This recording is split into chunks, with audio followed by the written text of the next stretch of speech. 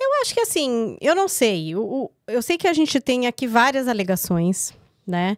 Tem a história ritualística, então aqueles já até justificaram a roupa branca no fim do ano. Gente, eu considero tudo isso normal. Quer rezar um Pai Nosso?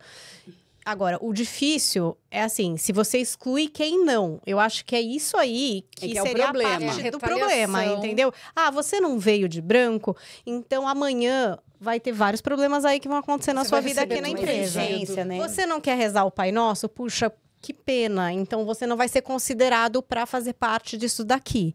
E aí, a gente cai nesse lugar dessa prova, que não é uma prova fácil. Né? Não é uma muito prova fácil. subjetivo. Tem outras denúncias aí, enfim, na internet, tem que ser averiguadas de pressão por oração religiosa, tem gordofobia, homofobia, assédio moral, enfim, tem inúmeras denúncias aí. E tudo isso, novamente, Paulinha, né? Isso tudo precisa ficar comprovado.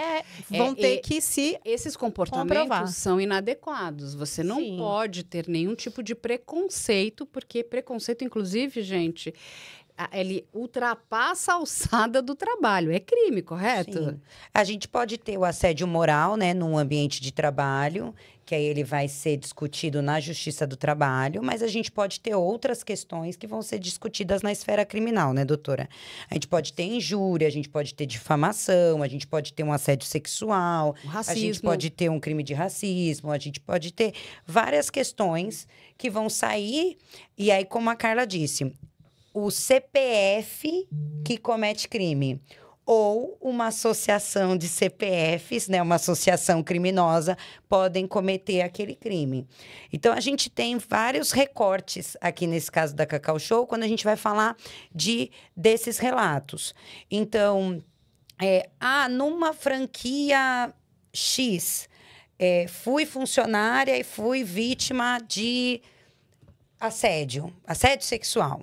Quem foi o CNPJ, o CPF que fez aquilo? Tá. E a que ponto também, como a Carla propõe, a que ponto que a cultura, o CNPJ, essa cultura corporativa permitiu que isso acontecesse? Quais canais que a empresa tinha aberto para que aquele funcionário buscasse a responsabilização daquele colega de trabalho e a empresa não ligou ou não... Posso trazer uma dúvida genuína? Traga. Quando a pessoa tem uma franquia e, por exemplo, como você falou, né?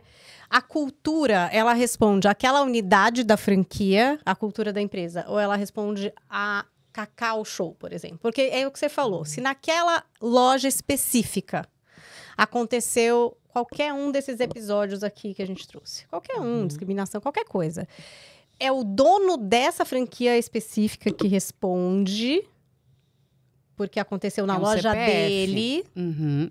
Se for um crime, sim. E a Cacau Show teria que responder, por exemplo, por talvez não ter uma política de combate ou de denúncia desse tipo de coisa que atinge um funcionário que é da franquia?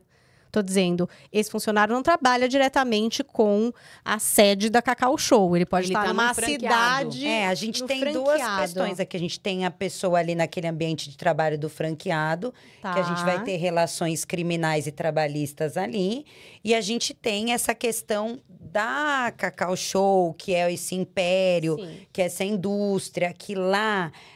o dono que veste o chapéu do Willy Wonka, como a Carla trouxe, que ficou até uma questão caricata. Midiático. E aí a gente tem essa questão que eu entendo que, claro, essa cultura empresarial que ele criou ali, né? Que esses tantos anos, que também favorecido por uma cúpula da empresa, de achar legal, né? Reiterar isso. Trazendo um pouco para o que a gente viu no documentário da American Apparel, né? O dono ter aquela visão dele de mercado, do que é legal, e ele controlar todas as propagandas e tal, e aquela empresa ser a cara dele. E é claro que isso se transporta um pouco para as franquias, porque o franqueado tem exigências, né, da empresa para poder cumprir. Mas a gente tem que fazer um recorte muito grande nessas denúncias, porque eu vi muitos Instagrams, né, muitas páginas. Primeiro, uma página que é válida é a Associação dos Franqueados, porque a associação cria força para poder pleitear, até junto com o Ministério Público do Trabalho, que vai ser um Ministério Público responsável por apurar essas relações, ainda que seja franquia empresa, para poder apurar essa questão. E outros Instagrams, outras mídias, outros comentários de pessoas trazendo pontos aleatórios que a gente não tem prova direta, então... Aí fica uma questão muito leviana, fica né? leviano Sem da nossa prova. Difícil. No tribunal da internet. Também até eu vou ler o que a Maria Auxiliadora Marcel colocou aqui, que diz que muitas empresas fazem pressão para o funcionário para não serem testemunha, né? E os ex-funcionários, às vezes, também se juntam, então tem essa questão. É muito difícil de você comprovar as coisas. Eu acho que para qualquer um dos lados, né? Sim. E o Ministério Público vai ter esse trabalho de achar essas provas concretas de alegações que hoje a gente vê na internet e a gente imagina que é uma FIC. Sim, é muito né? difícil. Mas sabe que... Por causa desses elementos seita. Eu acho que isso fez viralizar na internet, mas a denúncia em si que eu acho que é importante ser apurada. A gente precisa também entender, né? Até uma questão de comunicação aqui. Eu e Paulinha somos da área de comunicação. Sim. Né? Então, assim, você é dono de um império. Isso é uma realidade, né? E que bom, a gente fica muito feliz, é um brasileiro que deu certo. Mas a gente precisa entender o que vem junto, né, com a carga desse império. Então, assim, tem posturas, e não estou dizendo que elas sejam ilegais, mas são inadequadas, porque, sabe, você está falando, sabe, todo mundo está te olhando, né? Você vira uma referência. E, de novo, a gente precisa entender qual é o nosso papel e qual é o nosso lugar. Inclusive, né, porque quando a gente está falando ali, ele é um grande líder empresarial e tudo. Então, assim, é até uma questão de... Eu entendo que muitos desses líderes querem se aproximar, mas tem maneiras e maneiras de se aproximar, né? Então, quando a gente fala mesmo de... o funcionário deu uma sugestão para ele. Olha, vamos levar tatuador? Então, assim, se eu pudesse aqui na minha, né, réelle exposição, eu diria de jeito nenhum. De jeito nenhum. Porque, primeiro que tatuagem é algo muito pessoal. É algo que você vai fazer na sua pele. E você não tira daquilo. Não é uma brincadeirinha que a gente vai fazer, né? Você lembra aquela tatuagem decalque? Que você tira depois? Não, aquilo é permanente. E não é só isso. De repente, e se a pessoa pega uma doença? E se, tem muita responsabilidade até dentro. Você sabe aquela ato, coisa da maletinha de remédio? As empresas não podem ter. Porque é o seguinte, vai que eu dou um remédio para ela, eu não sei se ela tem alguma questão alérgica. Nem escola pode ter. Ela toma o remédio, passa mal, sou eu que vou ter que responder por isso. Então, você imagina, digamos assim que cada um escolhe a sua tatuagem, tá? Que isso foi completamente ok. Não, você escolhe a sua tatuagem. Mas e se a pessoa... Tem uma alergia, sei lá. E se a pessoa contrai alguma determinada doença? Você entende o nível de risco e de exposição que essa pessoa está se colocando, inclusive? Então, tipo, vamos fazer tatuagem? Não vamos. A gente não vai fazer tatuagem nenhuma. Eu não vou oferecer isso para vocês. No máximo, uma tatuagem de brincadeira que você cola, passa água e no dia seguinte saiu. Porque a gente está falando...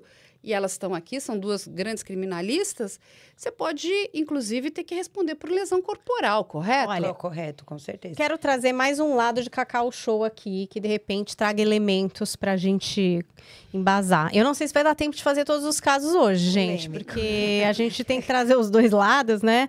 Que é muito importante para entender. Então, eles dizem aqui que as acusações em relação a essa seita, essa reza, a essas roupas, ao ritual do cacau, que depois a gente pode até detalhar aqui, eles dizem que são acusações infundadas e absurdas. Aí eles dizem, o ritual do cacau é uma vivência sensorial com o líquor massa do cacau, 100% cacau e não alcoólico, que é oferecido como experiência cultural e gastronômica, inclusive nos hotéis deles, né? Daí eles dizem, é uma forma de celebrar a nossa principal matéria-prima, que nenhum funcionário franqueado ou hóspede jamais foi obrigado a participar de qualquer dinâmica e que é importante destacar que não se trata de conotação religiosa e sim um convite para um momento de presença e reflexão interna. Aí, outras acusações aí que não condizem com a realidade. Eles falam aqui a questão da retaliação contra funcionários ou franqueados. De acordo com a Cacau Show, isso não existe. A empresa destaca que respeita todos os funcionários e parceiros de negócio, que eles não medem esforços para ouvir e resolver as questões e pontos que não condizem com os valores ali no dia a dia. Eles também dizem que tem uma ouvidoria que é gerida por uma empresa independente para os funcionários, que garante anonimato e imparcialidade. É o que você falou. Sim. Se eles oferecem essa possibilidade. Diz que as denúncias são apuradas rigorosamente, que resultam em medidas cabíveis sempre que necessário.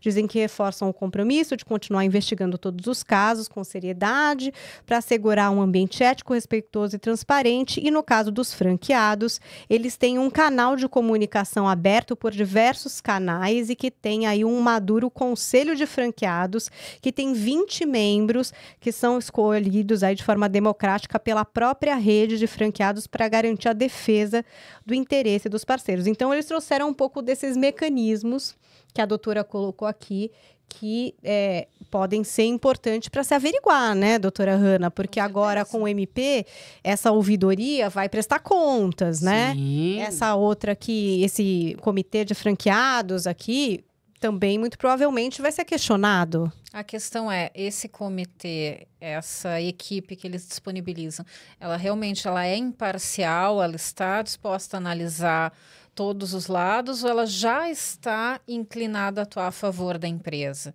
Essa é uma dúvida que fica. Eles dizem aqui, eleita pela própria rede de forma democrática. Imagina o quê? Que todos os franqueados Escolheram, então. Se eles escolheram...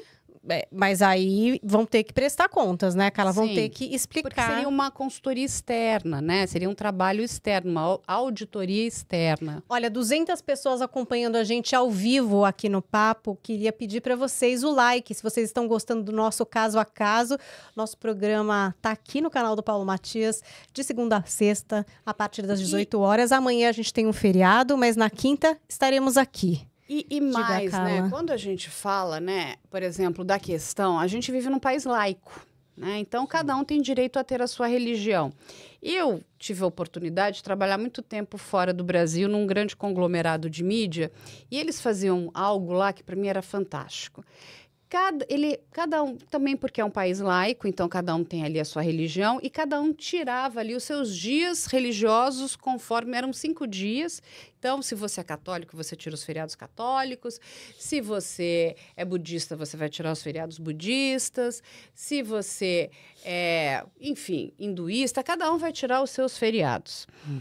E ninguém entende, porque assim, você também trazer religião para dentro da empresa... É polêmico. Muito, gente. Porque assim, a gente vive num país multicultural, com múltiplas religiões, aonde eu entendo que todas as religiões precisam ser respeitadas. Se você acredita ou não, você precisa respeitar a fé de cada um. Você entende, Paulinha, de novo, nós estamos falando aqui de um grande executivo. É uma questão, inclusive, de comunicação. Então, quando... e ele tem todo o direito de querer fazer a oração dele, de ter o canto dele ali, espiritual dele. Ele pode até ter isso dentro da empresa dele. Mas quando você leva você quer trazer as pessoas...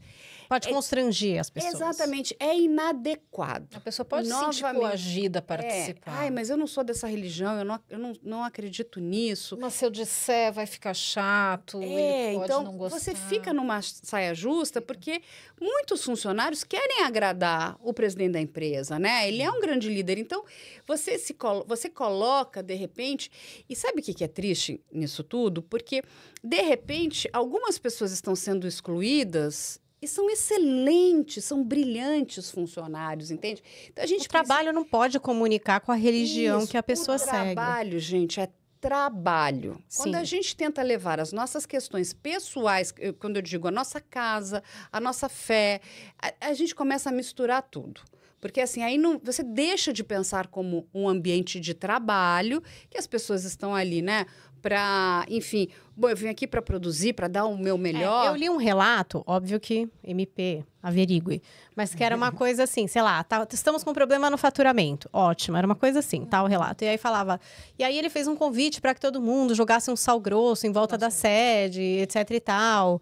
E aí que o cara falou, gente, eu não quero jogar sal grosso, né? O franqueado falou, sei lá, vamos analisar os números, vamos ver o que dá para fazer, jogar um sal grosso, sabe assim?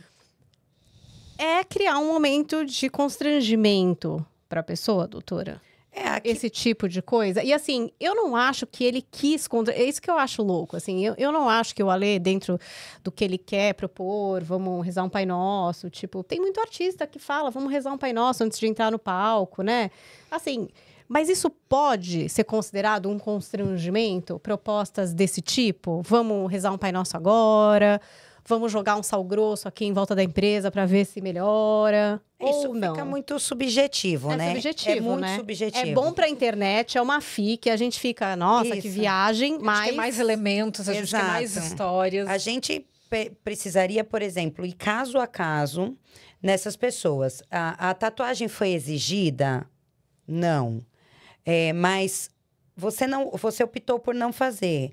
E qual foi o reflexo disso para você naquele ambiente de trabalho? Tá. Então, sei lá, todos receberam um bônus e eu não recebi. Algo que fica evidente ou um constrangimento, por exemplo, num grupo que nós temos no WhatsApp, todo mundo começou a me pontuar que eu não fiz. E é uma questão processual, porque mesmo que a gente está falando da... E aí você tem uma prova muito objetiva. Todo mundo num grupo de WhatsApp começou a reclamar e a me excluir. Você tem uma prova aí. Se você for partir por um entendimento de um processo trabalhista, o advogado que vai ingressar com esse processo, ele vai ter que ter o mínimo, né, doutora, mínimo de prova ali, né? O mínimo de prova, de indício. Peraí, desculpa. A Carla tá checando em tempo real. Meu telefone tá louco. Quanto que aquela pessoa ali foi negligenciada, por exemplo, ou que aquela pessoa foi forçada. Então, assim, eu penso que é muito subjetivo. E aí a gente teria que ver. É excelente que o Ministério Público... A gente não sabe qual que vai ser a conclusão do Ministério Público. Mas eu acho que atendendo a esse boom que deu na internet, né? Esse boom de denúncias, que a gente sempre vê que quando tem uma denúncia, várias vão surgindo. É importante que o Ministério Público comece a realmente pontuar, ouvir as pessoas e ver aqui faz sentido ou aqui não faz sentido. Inclusive com as franquias, como a Carla disse. Existe uma responsabilidade do franqueado, né? O que eu vi em alguns relatos, a Cacau Show criou uma cobrança unilateral que não existia no contrato e começou a mandar boletos. Então, isso também... não é... tem que ver, isso não pode acontecer. Se não tiver uma previsão contratual, você não vai poder fazer uma cobrança, porque aquela cobrança passa a ser indevida, então abre frente para você entrar com processo. Então, aqui na Cacau Show, quando a gente vê essas várias denúncias, a gente tem que pontuar caso a caso. E aí passa a ser subjetivo do que o que foi constrangedor e esse constrangimento, como é que ele se deu e qual reflexo ele teve e se esse constrangimento vai ser passível de punição, tanto para uma pessoa física quanto para uma empresa como empregador. Tem uma coisa importante que a gente precisa trazer, tá? Quem traz essa informação, Paulinha, inclusive é o portal aí do Léo Dias. Mas o que ele trouxe, né? Ele trouxe aqui a divulgação de que essa franqueada, que é da onde tudo isso vai nascer, que é a Nayara, ela que foi condenada em primeira instância, não tem ligação com a Cacau, mas é importante a gente ressaltar aqui que ela foi condenada em primeira instância em junho agora de 2024 a 2 anos e 6 meses de reclusão por peculato. O crime ocorreu em 2016, quando ela desviou mais de R$470 mil, tá, da agência da Caixa em Vargem Grande do Sul, interior de São Paulo, onde atuava como tesoureira. A Justiça também determinou a devolução do valor corrigido, estimado em R$750 mil. A revelação dessa condenação gerou debates sobre a integridade das denúncias feitas por Nayara à Cacau Show. Enquanto alguns argumentam que o histórico compromete a sua credibilidade, outros ressaltam que as alegações contra a empresa são corroboradas por diversos relatos de ex-funcionários e franqueados. Olha só.